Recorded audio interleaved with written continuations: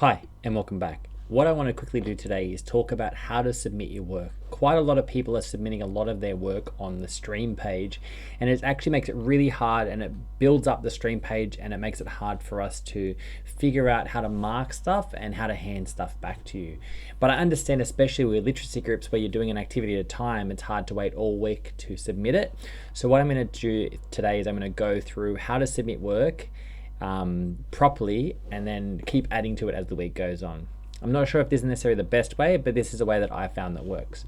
So what you do is you've got your work. Let's say if you've done one of the activities, and let's say if it's a literacy group activity, that you've done a BTN thing, you've taken a photo of it, and you want to add it, but you're not finished all of your literacy group activities, you can either wait till the end of the week and submit it all on Friday. Perfectly fine. I would do that. If you want to submit it as you go to make sure that what you're doing is right, what I would do is I would go to classwork. Okay, you find the activity that you have actually, which one's the activity that you actually try to do. So if it was literacy groups here and you view assignment, when you want to do here, you add extra files to it. And every time you turn in, you can actually unturn it in, add more documents, and then resubmit it again.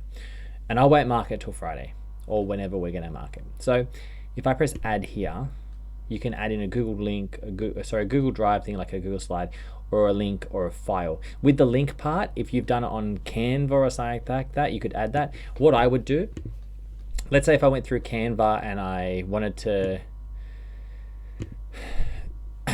to submit my BTN. I'm just going to use my YouTube thumbnail as an example.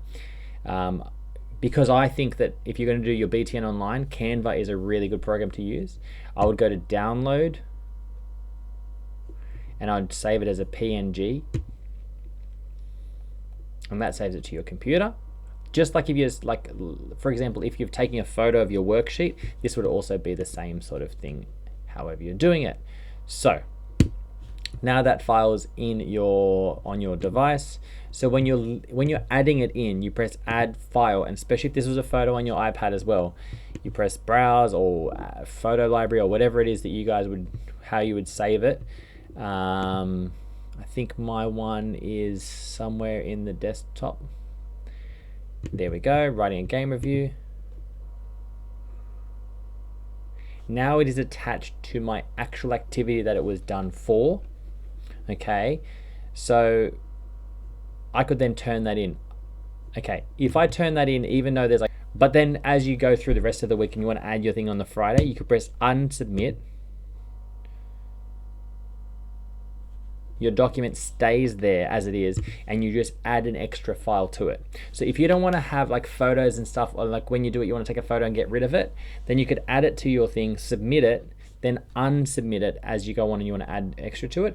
Or you could just do what I would do, take all your photos on a Friday and submit all of it at once. Either one of those is fine, but we do not really want you guys posting your work as you do it onto the stream. It just builds up too much, and it's really hard for us to know even if you've done the work, because when you press hand in, we only go to the part where we actually see what you've handed in. If you don't attach anything, it will look like you haven't actually done it.